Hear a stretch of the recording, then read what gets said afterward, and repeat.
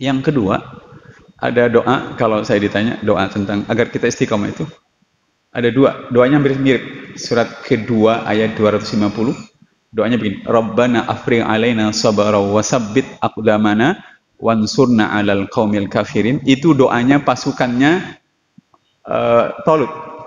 Ketika berperang, mereka melewati sungai, tetapi pasukan ini dilarang minum. Boleh minum kecuali sedikit.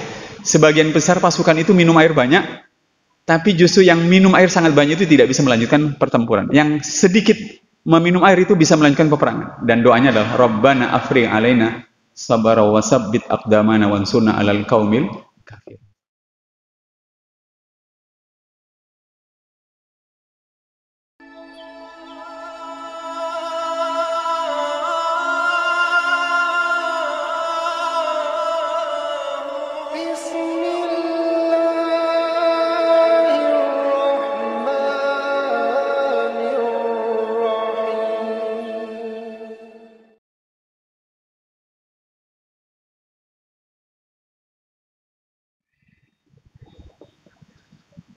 Hadirin yang dirahmati oleh Allah Subhanahu wa taala. Yang kedua, ada doa, kalau saya ditanya doa tentang agar kita istiqomah itu, ada dua, doanya mirip-mirip. Surat kedua ayat 250, doanya begini, Rabbana afrigh alaina sabra wa sabbit aqdamana wansurna 'alal qaumil kafirin. Itu doanya pasukannya Talut. Ketika berperang, mereka melewati sungai, tetapi pasukan ini dilarang minum. Boleh minum kecuali sedikit. Sebagian besar pasukan itu minum air banyak, tapi justru yang minum air sangat banyak itu tidak bisa melanjutkan pertempuran. Yang sedikit meminum air itu bisa melanjutkan peperangan. Dan doanya adalah Rabbana afrigh alaina sabra wa sabbit aqdamana wansurna 'alal qaumil kafir. Sering-seringlah baca doa itu. Kalau hadirin dekat dengan Masjid Al-Ikram itu enak kan? Tetapi misalnya seminggu lagi, sebulan lagi ada promosi, dikirim ke mana? Ke tempat-tempat di mana tidak dekat masjid, tidak ketemu orang Islam dan segala macam, kita merasakan pentingnya keistiqomahan. Yang kedua tadi surat ke-7 ayat 126, Rabbana afrigh alaina sabra wa tawaffana. Ya Allah, aku meminta kepadamu kesabaran dan wafatkan aku dalam keadaan berserah diri kepadamu. Itu doanya orang yang dipotong-potong tubuhnya lalu berdoa dengan begitu. Kita ini gampang menyerah. Puasa sunnah, pas diajak tamu, udahlah menghormati tamu, nggak usah puasa sunnah saja gitu ya. Ya, akhirnya kita menyerah. Memang sunnahnya menghormati tamu, tetapi kalau dipikir-pikir, selalu saja, kenapa nggak puasa? Ada tamu tadi menghormati tamu, berkali-kali begitu. Jadi. Nah, hadirin yang dirahmati Allah Subhanahu wa taala. Yang kedua, soal tidak melampaui batas. Hadirin, kalau ada waktu ya, silakan buka, nggak perlu bukunya, baca Google saja, ketik saja nama Diponegoro, Imam Bonjol, Hashim Asy'ari, Ahmad Dahlan, terus detail cari masa-masa berat mereka berjuang, benar-benar luar biasa.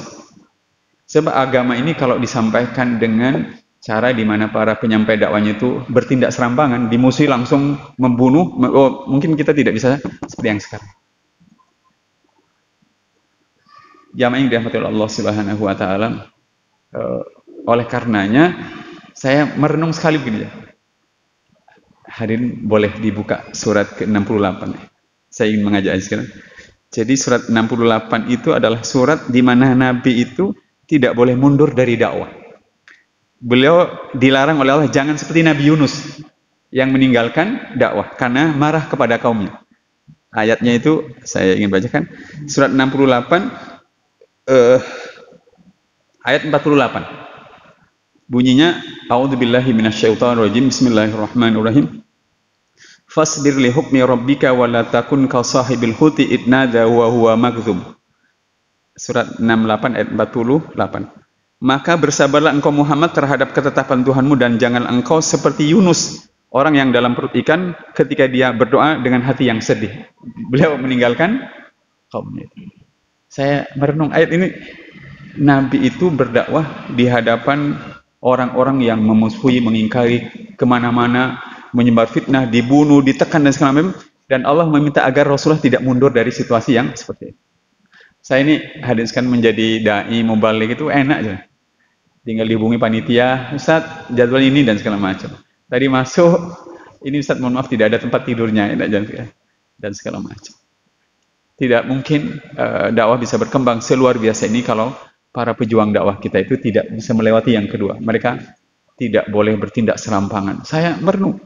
Bahkan jamaah sekalian, kalau tidak perlu ke luar negeri, di Indonesia saja, para ulama-ulama yang hebat-hebat itu, saya punya buku judulnya 99 Kiai Karismatik di Indonesia. Sejak abad 17, 18, 19, itu luar biasa. Nah, hadirin, apalagi yang terakhir itu, tidak cenderung kepada musuh. Ya. Itu tadi ya. Hadirin mau nggak didatangi tim sukses, dikasih uang berapa? 8 miliar dan mobil Alphard. Kalau APV kan beda itu. Itu Alphard apa namanya? Ada singkatannya itu, APV itu. Luar biasa. Dan akan terus begitu zaman, akan terus begitu. Oleh karenanya beberapa kawan-kawan politisi muda dan segala macam berkepentingan agar negeri ini selamat dengan baik. Kita yang harus istiqomah dengan pilihan yang kita punya itu. Berat, benar-benar berat. Saya nggak tahu hadirin nonton debat capres atau cawapres dan segala macam, silakan.